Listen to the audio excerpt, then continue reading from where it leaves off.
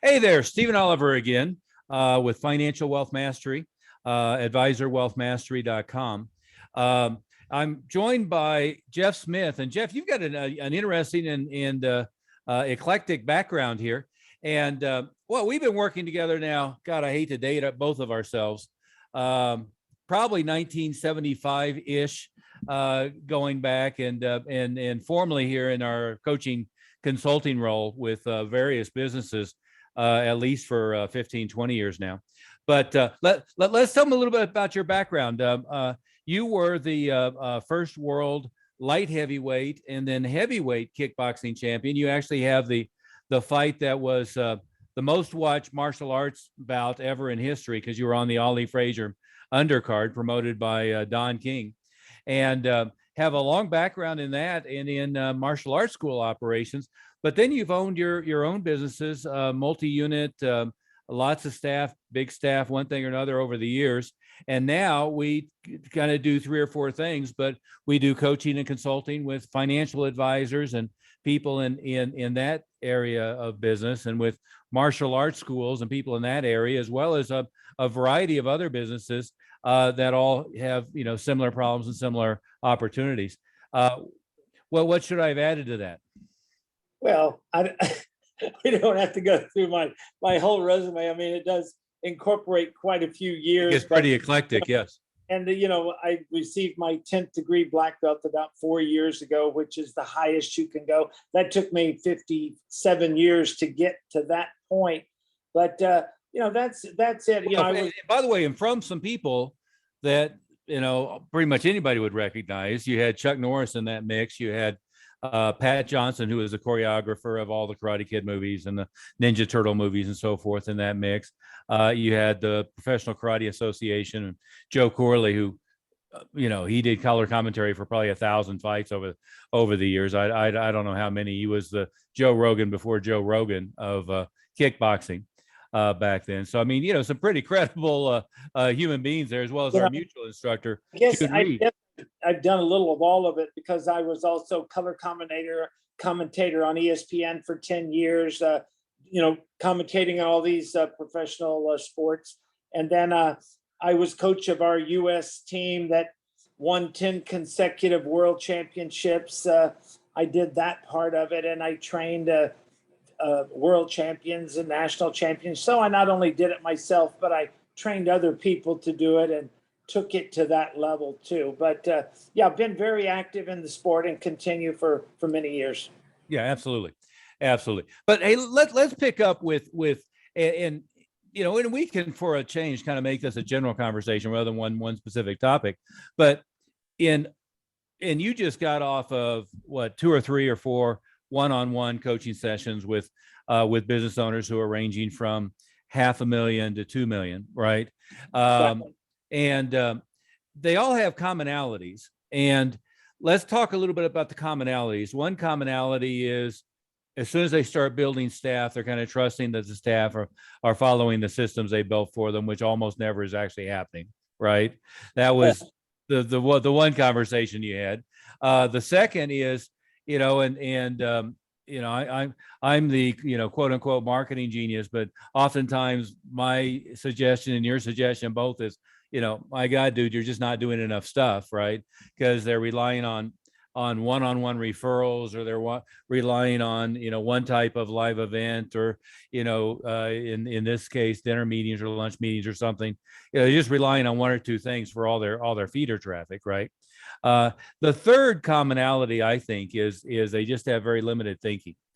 And oftentimes, and we see sometimes they get into a cash crunch, and they're busy trying to cut out all their bills rather than say, oh, well, if I landed this deal, and this deal, the world would open up and everything would be just fine.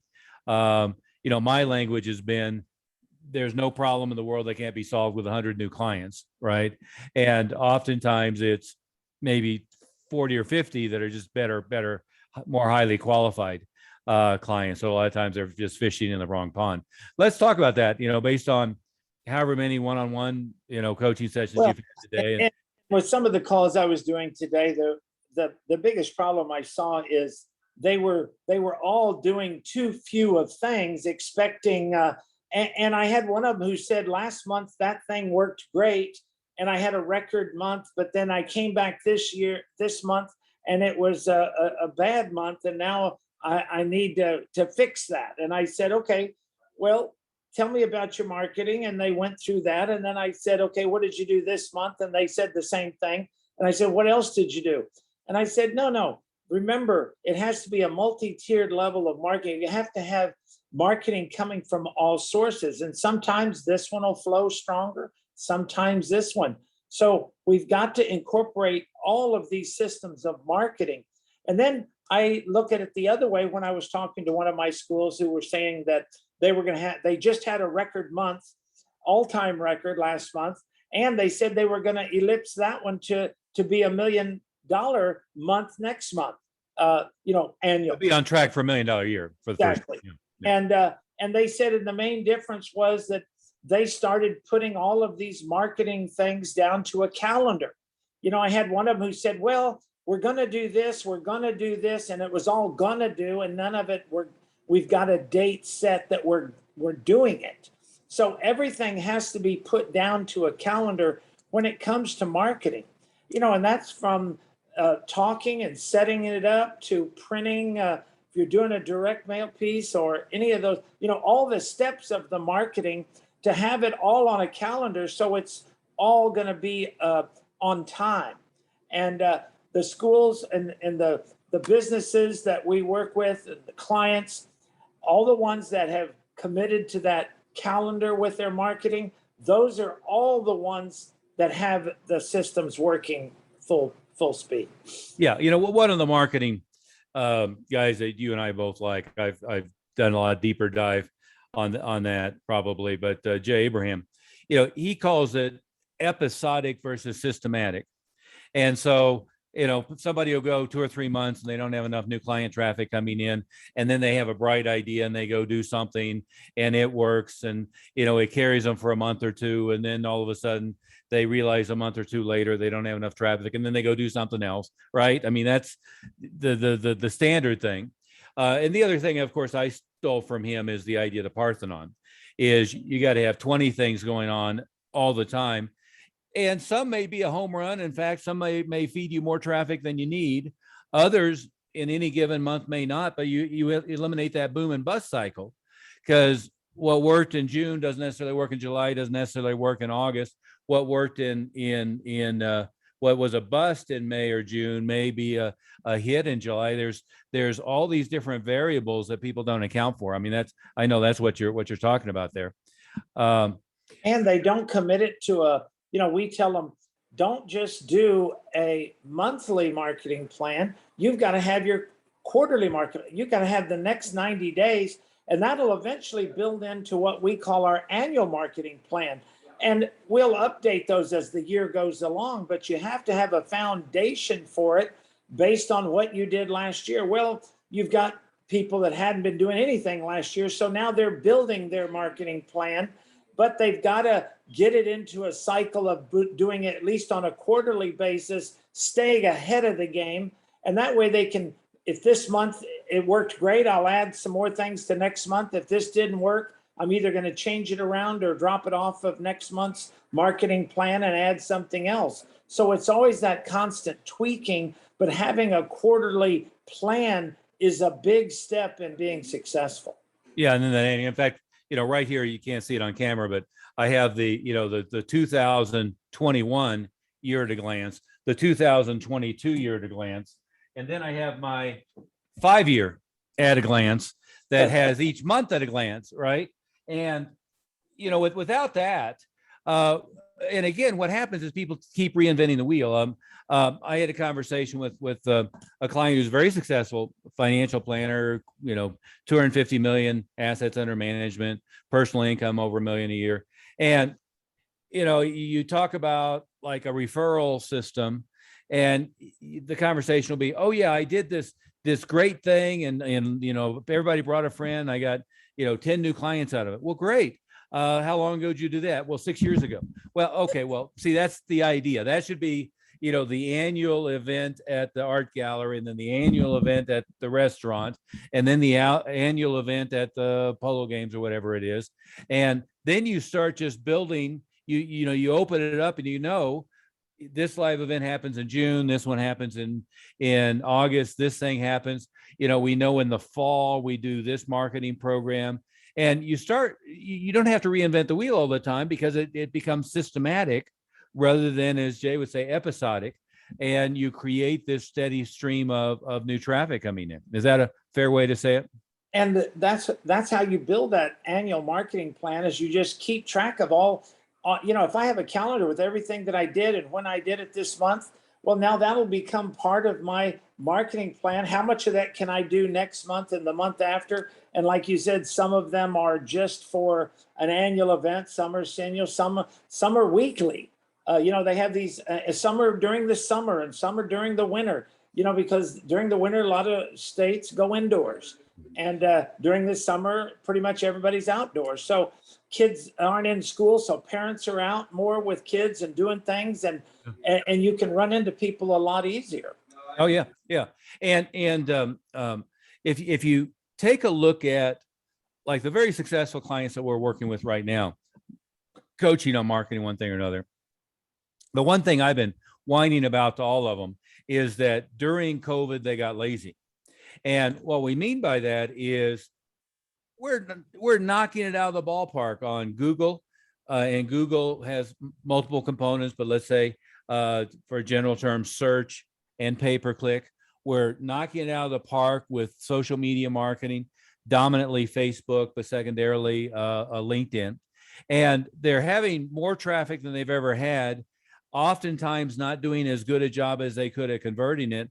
But then what they've dropped is the 5 referral systems they should be running at all times. They've dropped the live meetings they should be hosting. They've dropped, going to live events where they can either network or they can have a table where they can be a keynote or a secondary speaker. All of these other things that they could be doing, they get complacent because, oh, wow, we're getting 100 leads a month from Facebook, and we're getting 10 leads a month, 15 leads a month from LinkedIn, and we're getting 50 or 40 leads a month from Google. Why do we care about that other stuff? And of course, that's the kiss of death, right?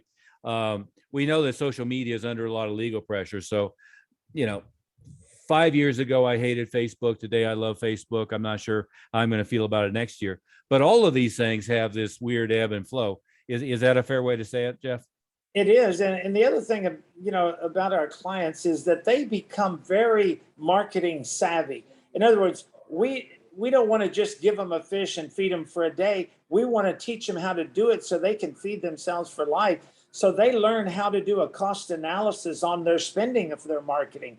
How much is each lead costing me? That requires them to keep accurate stats. So they're very up to tune. We teach them how to analyze those stats and see where they're losing these prospects and future clients from step one all the way down to when you're going to put them into a discovery meeting or something. So you've got to learn those systems and do a cost analysis. And if you're getting a good return on it, then double down in that marketing field. And if you've got one that isn't giving you a good return, then analyze it. Is it not giving you the return because you did something incorrectly, or was it because it wasn't a good investment? So now our guys don't just go do a lot of marketing. They do things that cost. With a cost analysis, they are confident to know that it doesn't matter if I spend more on it, because I know my return on that investment is going to pay me back tenfold.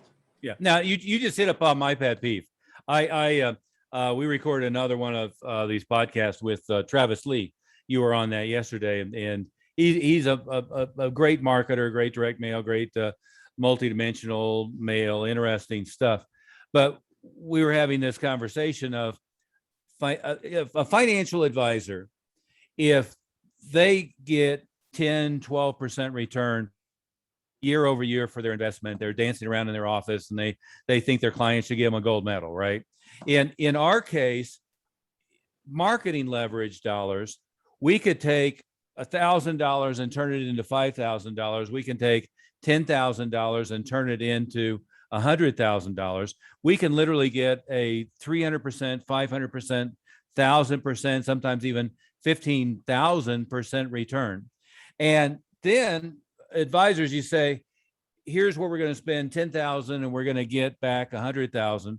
They completely freak out about that. So they can't understand return on investment. And maybe if I said, here you're going to put in $1,000 and you're going to get back $100 every year. Maybe that would be more in their realm of understanding. You always said that accurately with them. You'd say to them, if you could spend $1,000 to get back 10,000, how many $1,000 would you spend? Yeah. And they say the same thing. Well, a lot, right? Oh, yeah.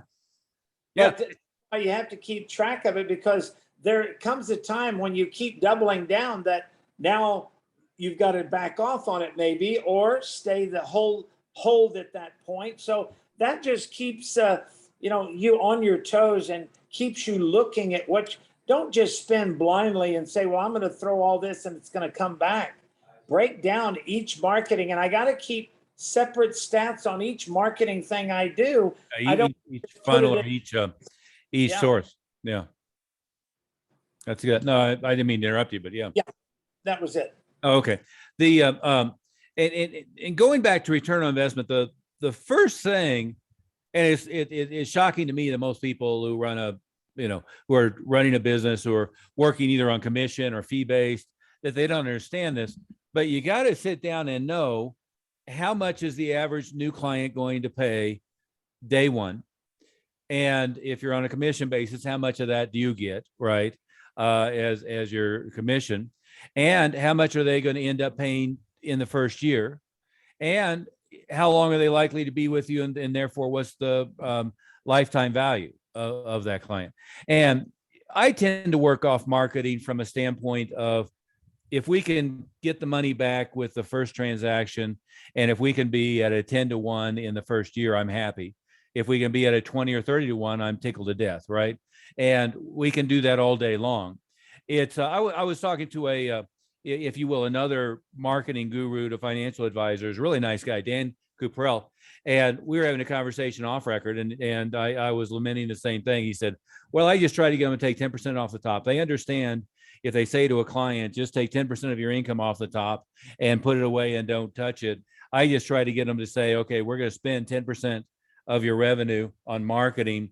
Don't even think about it. Take it off the top, because it's going to return a much higher investment. And, maybe that's the way they have to think about it. The old way we used to think about things were, 10% of the gross goes to marketing, or 20%, 15, 20% of the gross goes to marketing. We used to just think in those terms rather than think in terms of return on investment. Is we're just going to take 10% off the top and spend it every month. How do you rationalize that with the way that people think about this strangely? Well, and I think the reason they think that way is because they don't keep good stats. They don't know, they cannot, if they look back on what they've spent and how much that's made their gross grow. And, a lot of businesses, and I had a conversation with a client today whose business was a record month. And then that was in June. And then July, he was on a low month. And I said, well, let me tell you, first of all, every time you have a record month, you better be on your toes, because that's when people tend to take their foot off the pedal. They think they got it figured out. No, you're only as good as your last movie. So in the business, you're only as good as your last month. So you got to have goals. You got to be working towards those. And if you don't have good statistics to know that you're spending the right amount and what percentage of that is, and if we take a number like 10% of your total, well, if I did a record month, now my marketing for next month can be higher. And what that usually does is gives me an even bigger return on it. Yeah. And so by getting those numbers down, that little 10%, it pays you back so much that you're excited that it's going to be even more because when you do it in dollar amounts, you say you're going to spend 10,000 in marketing this month.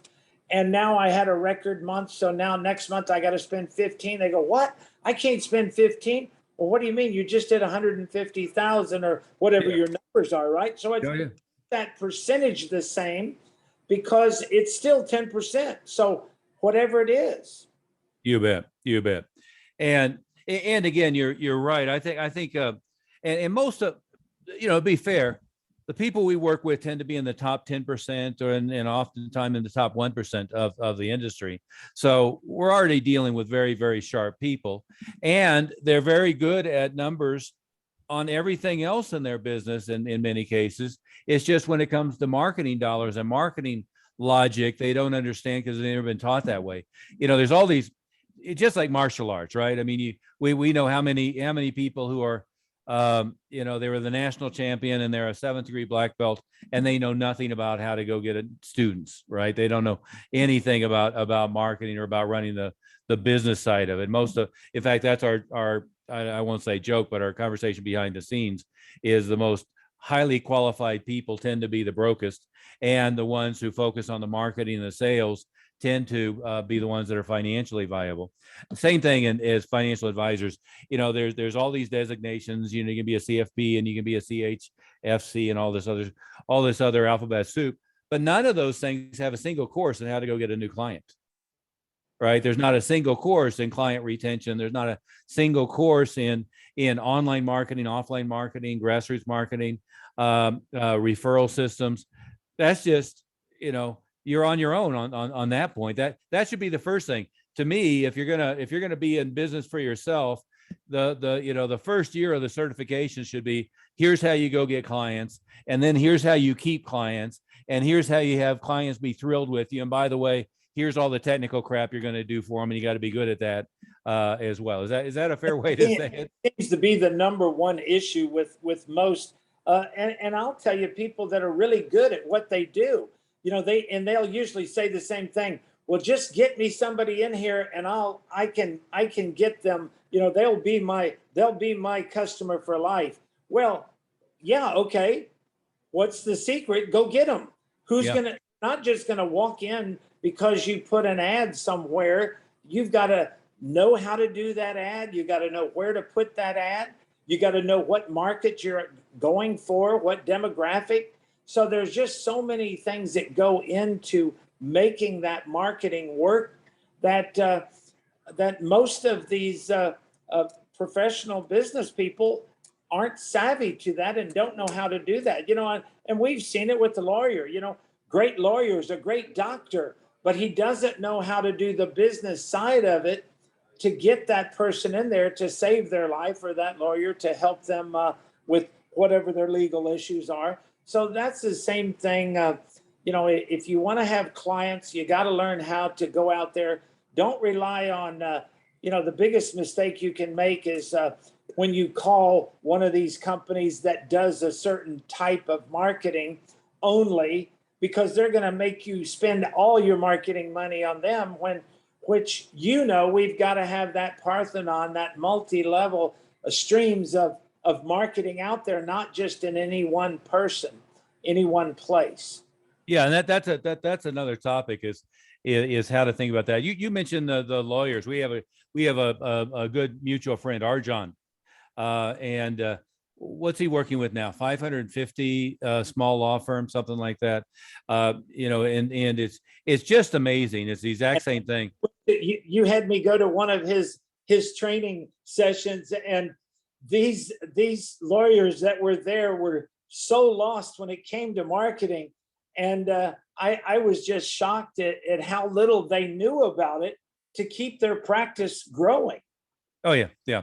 Well, he remember his big thing on the cover of the workbook is, to have an offer or not to have an offer, right? It is just super basic stuff. Maybe we should address that. Is Earl Nightingale? I actually looked up the quote so I could attribute to the right person. His comment was, if you go into business and you don't have a successful business system to follow, look at what everyone else is doing and do the opposite. Right.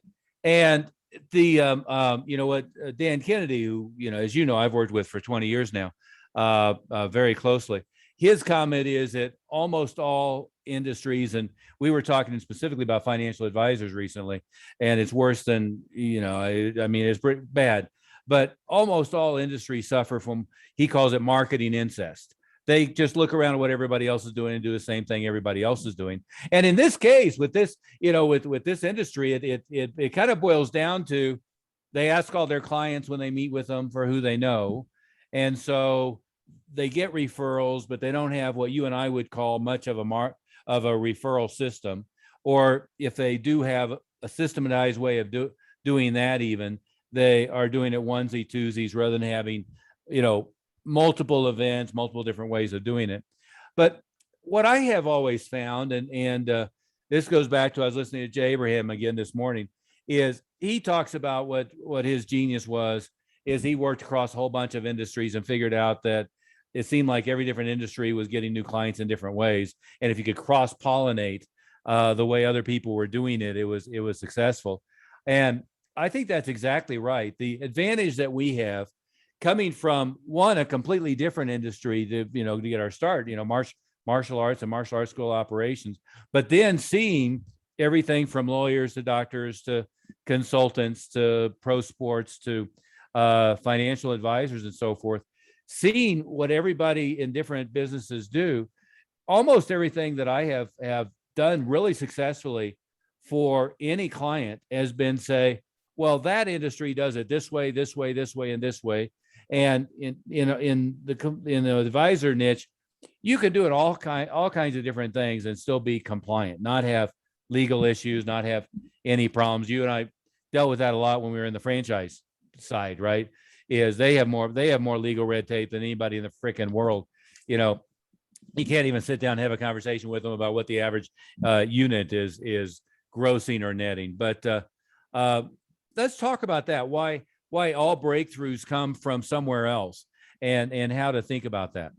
Well, I think the problem that most businesses have is that they either think their only problem is the marketing, or if you could just get me some new clients, then I'll be successful.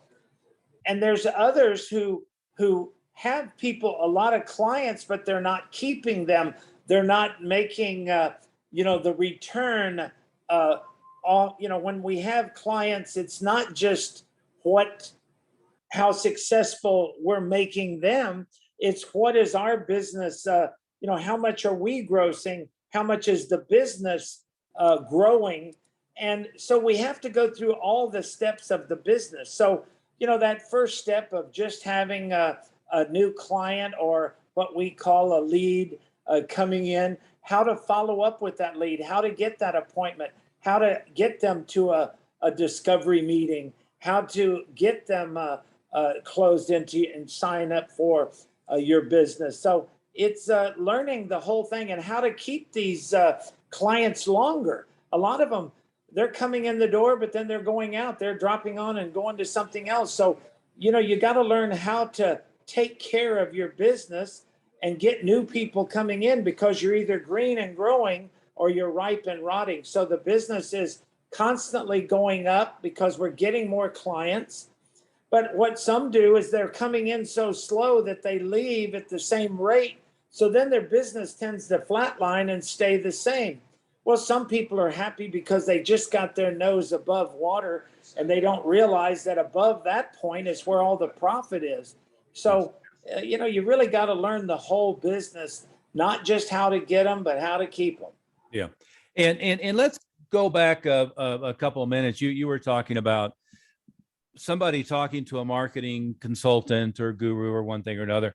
And oftentimes it falls in the range of, this person is pitching you that they can drive plenty of traffic from LinkedIn, or this person's pitching you that they're great at Facebook, or this person is circle of influence marketing with CPAs. Pick a topic. And I did one, you found it funny, at least, is I did one with exploding bozos. I stole the idea, the term from Steve Jobs. He said, the problem with all tech companies is they start out with A players and they end up hiring B and C players, and they have a bozo explosion. And he talks about when he turned around to Apple, he had to go find all the bozos and fire all the bozos and just keep the A players. But I think in the coaching and consulting realm, you have two problems, or more than that. But one problem is everybody and their brother has popped up to provide advice. Most of those people haven't been in the arena, haven't run a business of their own for years. I mean, I don't know how many sales you've closed and I've closed, but individually is probably, I'll take my numbers 5,000, right? Is you've got to be more than that because you've done more front lines than I have. But what would you say, 7,000, 8,000 over the years? No, no, no, no, much more than that. It's Okay. amazing. I mean, you got to think in terms of, I was doing this face-to-face stuff for almost 45 to 50 years. Yeah, and I was floating in and out, running it more through staff than you were. But So I like to be, if I was there, I was closing. yeah, yeah, yeah. So I enjoy doing that. yeah, and never take advice from a marketing person who haven't stood face to face, belly to belly, and closed sales and gotten people to write them a check for 5,000, 10,000, 20,000, whatever it might be. So that's number one. Is there's all these, especially the young guys who are, they're a whiz at SEO and they're going to do SEO for you, but they really don't know the message that creates the lead, that creates the appointment. They've never had the ability to or the necessity to close sales face to face. So that's one problem. Is I'll call that the bozo explosion. And many of them are really nice people and they're very sharp at one little piece, but they don't understand how the sale works, right? And oftentimes they don't understand the numbers behind the business and how that works. The other thing is, and what's become pretty common now is a lot of companies that are selling leads, right? Think Advisor is one, and there's, come to me. Sue Orsman has a deal, and the other financial guru on TV has a deal. A bunch of them have deals. But I was talking to, again, a very sharp guy, 400 million under assets under management, but his only traffic right now was buying leads from Think Advisor. And it's really interesting because what you and I know is as soon as you start getting something to work, you get Facebook to work, you get LinkedIn to work, you get buying leads.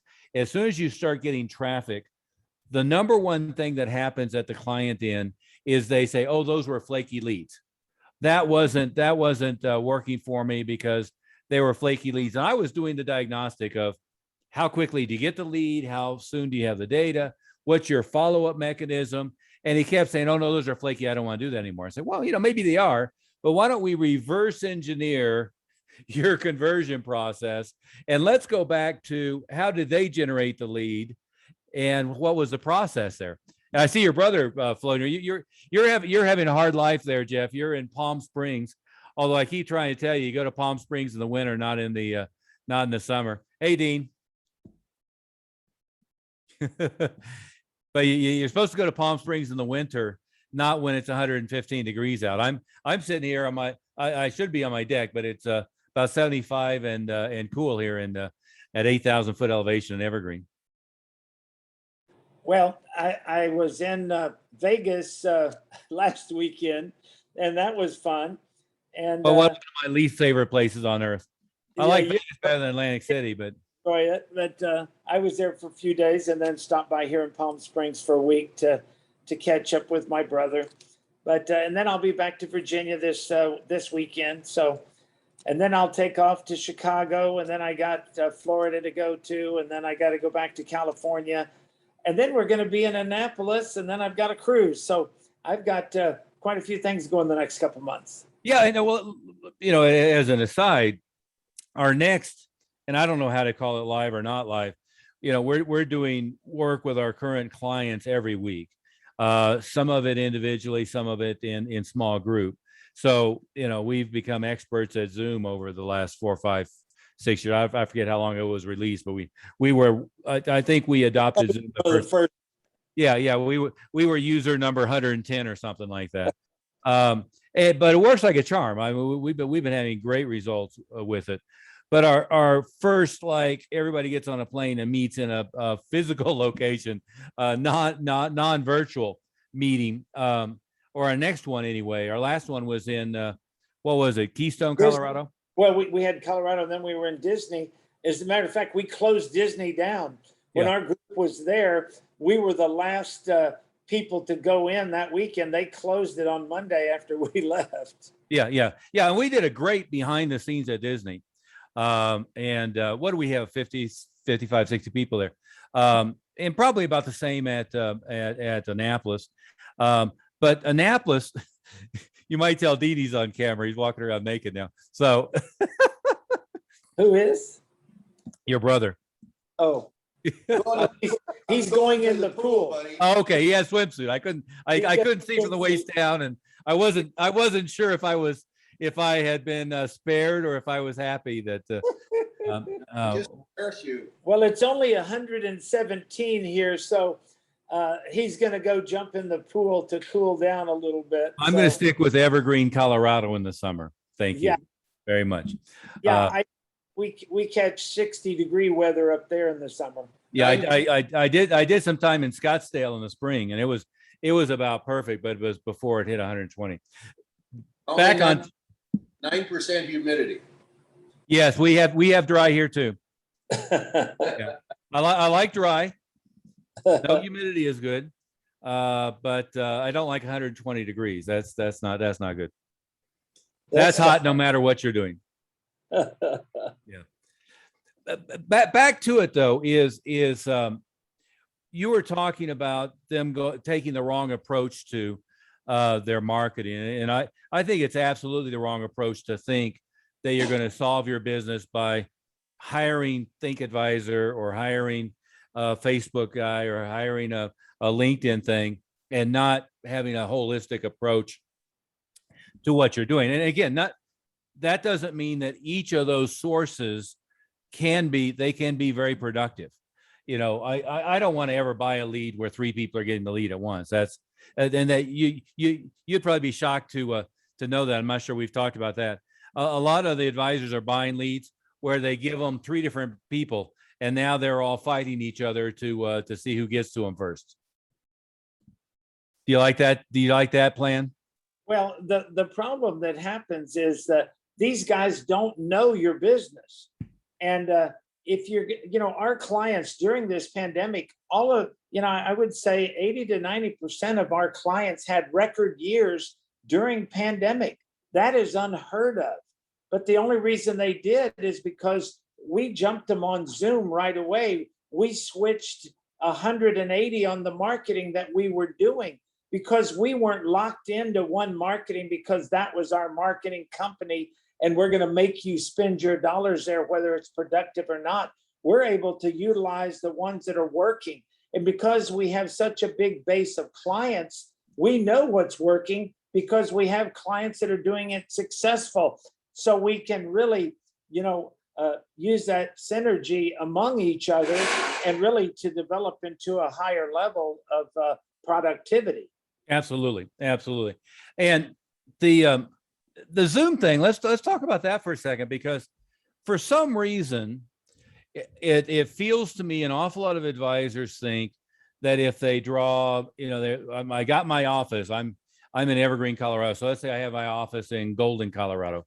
They think they draw like a 5-mile radius around their office, and somehow they're geographically limited. Or I've got my insurance and my securities license registered in Colorado, and somehow I can only work with people in Colorado, and that they get fixated on they've got to meet people face to face, and they get fixated on geography for some reason. And as you know, one of the first things I like to do is, what do you have an affinity with? Oh, you're a Porsche guy. Let's go get the local, regional, national Porsche guys and build that. Oh, you have a lot of dentists. Let's go market the dentist. We have a gentleman who's a professional contractor. He had a background in building homes and decks and so forth, and he did business coaching for that. So now it's, well, let's join all the associations. Let's just go to their live meetings. Let's convert that. It's much better to find a narrow group of people you're going to hit, and then hit them statewide and regionally and then nationally. And it's so much easier to stack up. I've got one guy, and I keep trying to break him of this habit. He's got, the beautiful new 911 turbo Porsche, but he's driving all over the place. He's got a meeting in Boulder, Colorado. Then he's got a meeting in Aurora, and he's driving all over the place, meeting people. I say, Peter, just sit your ass in your office and plug them on Zoom and have the meeting that way. and the guy that's got 100 million with you, go take him out to lunch, quarterly.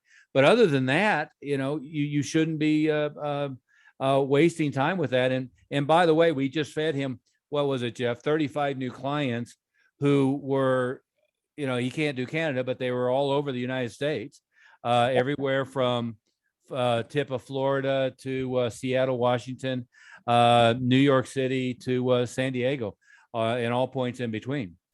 Yeah, and the thing, even we have clients that we're working with from the UK, from Canada, so it's amazing how the same marketing systems work no matter where you are, if you're pulling the right demographic.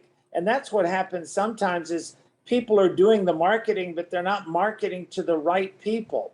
And that's what becomes so important. That whole Zoom thing. We had some clients who said, oh, no, nobody wants to do Zoom. They don't know how to do that.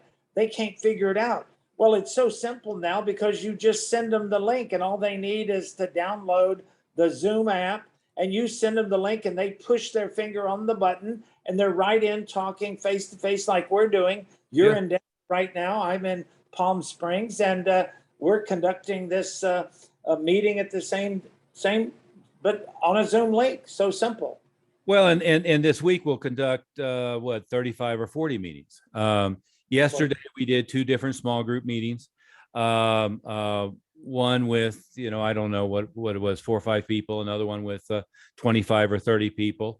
And then you did a couple of individual one-on-ones. I did a couple. It's kind of like traveling. I'd rather you talk to them individually than me, but I had 4 or 5 yesterday and 4 or 5 today. And but that's what you need to do. And because as you have these group meetings, what's so good about having, and I know there's some of our clients say, oh no, you have to do everything one-on-one. No, you can bring a group together that have very similar things going on that you can learn from what they're doing and pick up other things. Well, and it's a great referral mechanism as well, right? I can pick 10 topics. What keeps business owners up at night? What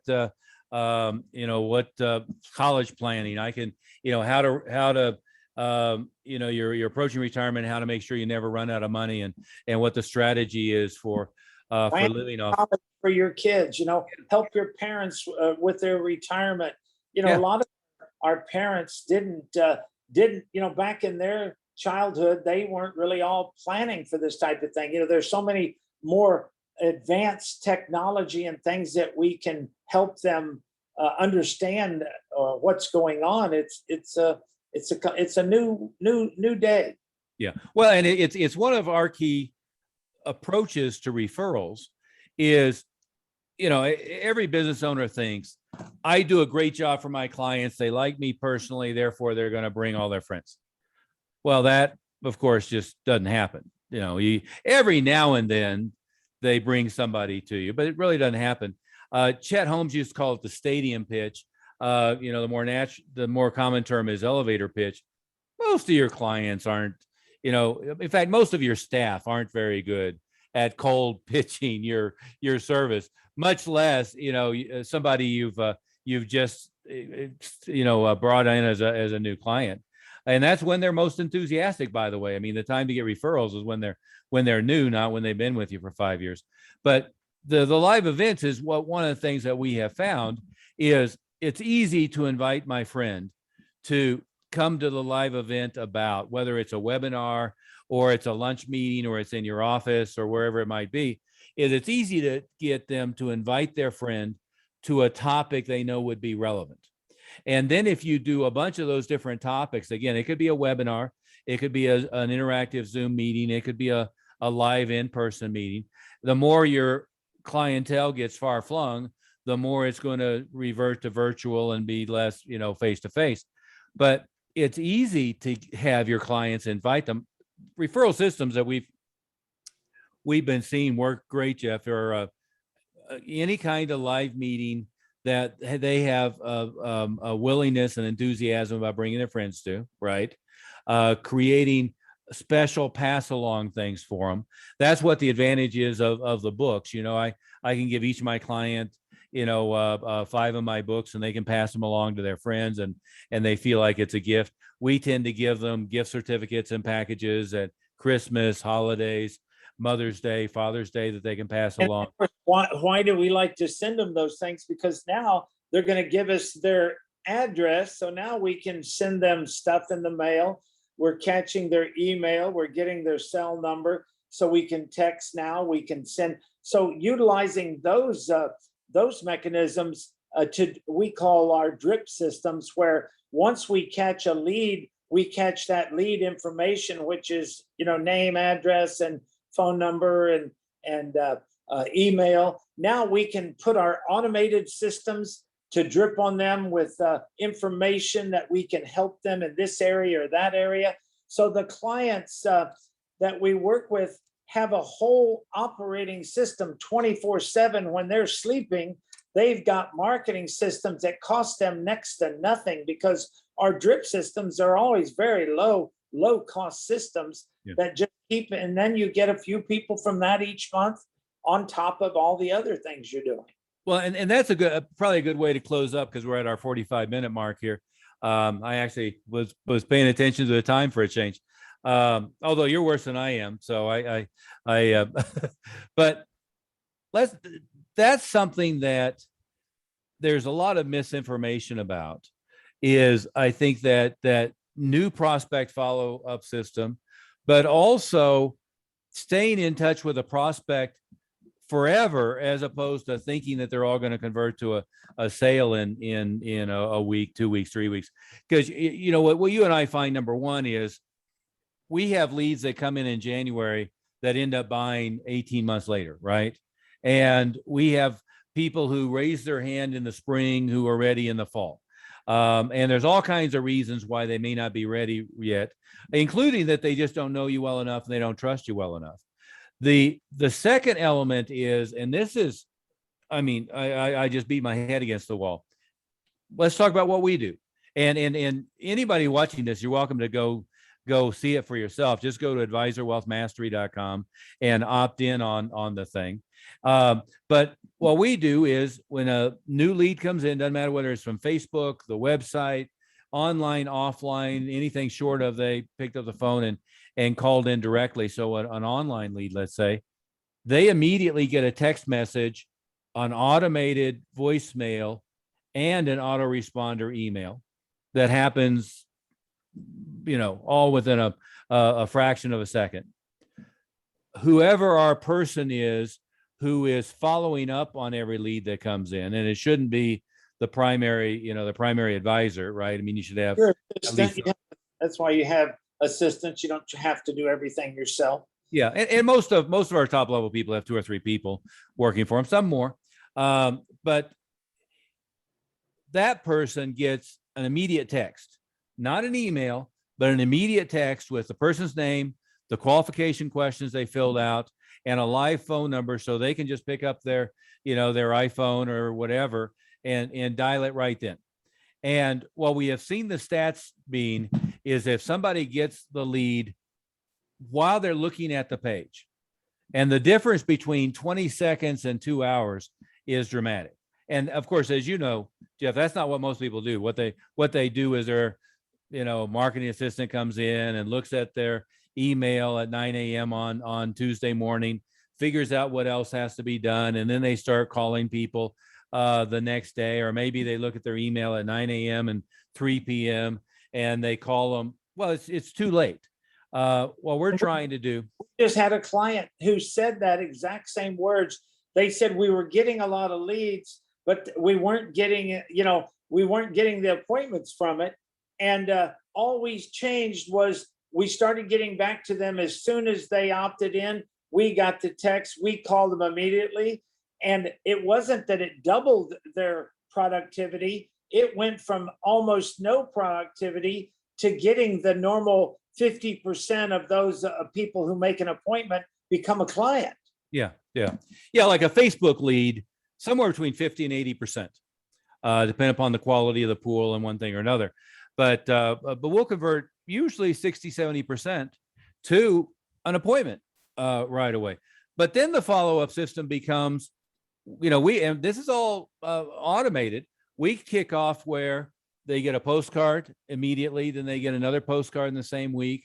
They get a series of I forget what it is now, but basically you get a postcard a week for 3 months. And then they get a box with popcorn, like caramel corn and so forth. We used to do chocolates. We used to send them, what is it? The chocolate with a soft center, or whatever you call it. But the Florida and Texas, they were arriving melted. So we changed it to popcorn. And then they get, in fact, I have it here somewhere. Oh, here we go. That's why that 3D mail, they open these things. Yeah. When you send them these kind of things, they get opened. It's not like regular mail. Yeah. And this is, what we'll send to you guys if you opt into it, is we send them a big box, right? And so that's got a cartoon caricature of me, and on the back it's got the full team, and there you are in the middle with a nice suit, which you wear more than I do. And then there's a ton of material in here, including a book by me, and you're on the cover there, I think, with me. Yeah, you're on the cover there with Joe Piscopo and Bernie Carrick, and a book by Lee Meltier, who's on our team, and then another book by me standing next to my 911 Turbo Porsche. And then this I think is very cool, the Golden Key, which actually is a USB drive that has, I think it's about an hour or two of video content. When I first got that, you sent that, you sent that even to my house, and I got that key, and I said, "Oh, he got me a new Porsche. I got a key to." No, but I did talk you into a Jaguar XKR. Yeah. So you can't whine too much. I'm loving that one. 25 horsepower or something? Yeah, 530 horsepower convertible. 530. I was just out looking at the C8 Corvette and whatever they call it, the new Lexus convertible. Sure, they are nice looking. Yeah, the Lexus has 465 horsepower, I think, 130 or something like that. But I don't know. I'm more or less loyal to Porsche, although I've got a 650 iX. That just became the 8 Series convertible. I like your convertible, your 6 Series convertible BMW too. So well, it's got a twin turbo V8, so what's not to like, right? That's why when I come up to your place, I get to drive that. It's almost like I'm in my Jag. Yeah. Well, your Jag's a little lighter, so, and mine's all-wheel drive, so yours probably on good roads is better, and mine is on bad roads is better. Yeah. But to finish up on that, and we'll call it a day. That follow-up system is integrating, sure, email, but also text messaging, automated voicemail, live person outbound call immediately, and sequential autoresponder, direct mail, sequential autoresponder gifting, and the big box. Different people call it different things. The Kennedy term was shock and awe box, but the big box that builds, tremendous credibility.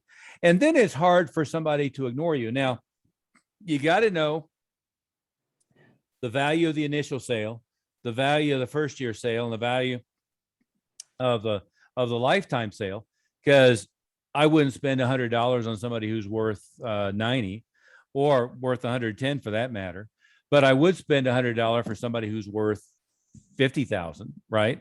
So, and that's again something we have funnels where they come to the funnel, they give us a little bit of information, they go to the next page, they give us more information based upon what they get. They go to this video with a pretty spokesperson, talking to them about what the gig is, or they go to this one with the pretty spokesperson telling them what the deal is, and then they go down maybe they give us more information, then we split off from there. So we're only talking to the ones that are highly qualified, and maybe sending the ones who aren't off to the permanent email list, and the ones that are highly qualified are getting Mrs. Fields cookies, and they're getting popcorn, and they're getting shock and awe boxes and everything else.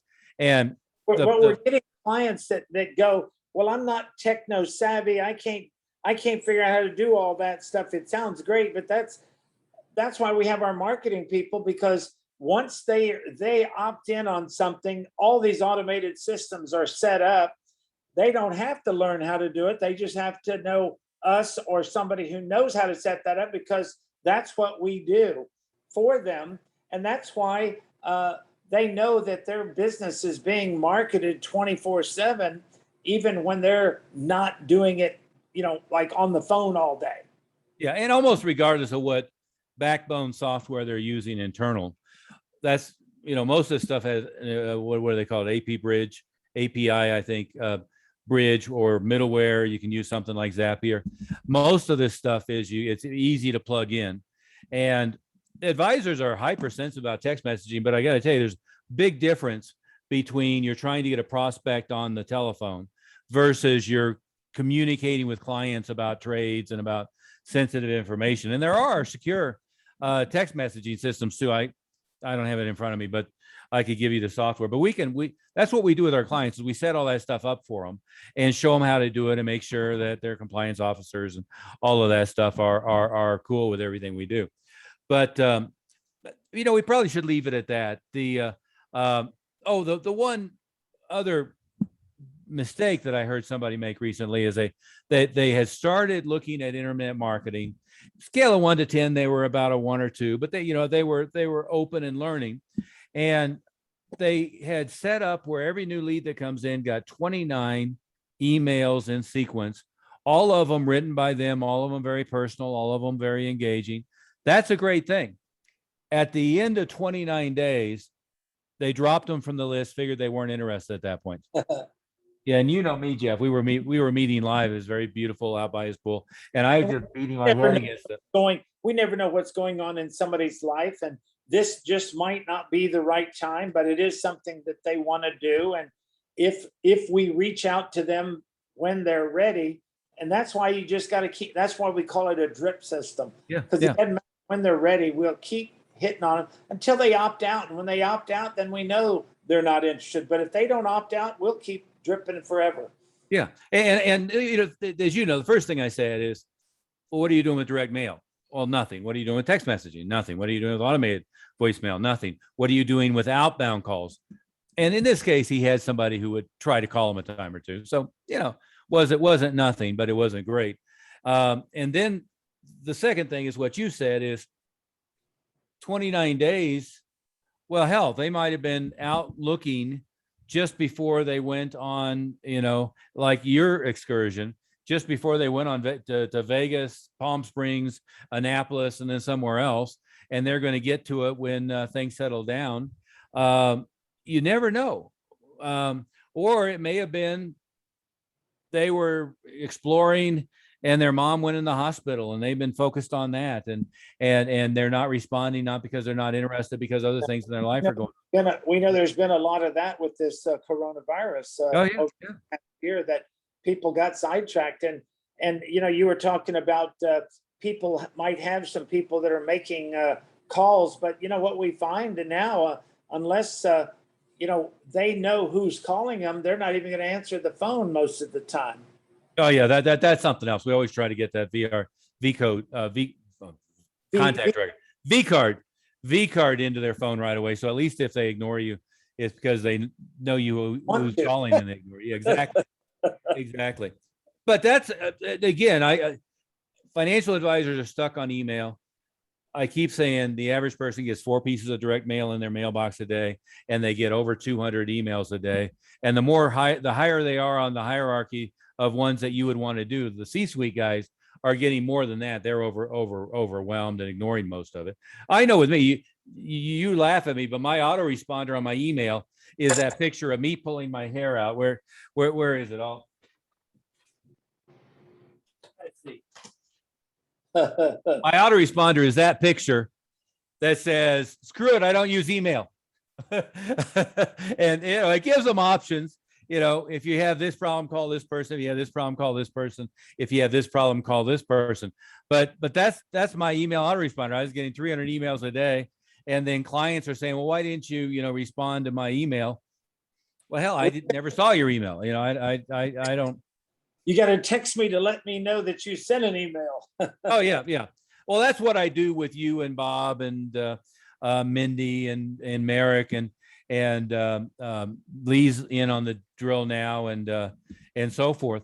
But somebody who wants to send me something by email. They text me and say, go look for it. So I'll see it. But everybody else, it's like LinkedIn. You're not as involved on LinkedIn. I probably get 50 cold solicitations a day. I read none of them.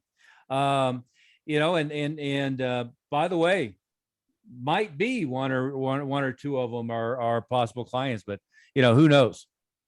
Anyway, on that note, let's call it a day. Anything to wrap up on there, Jeff?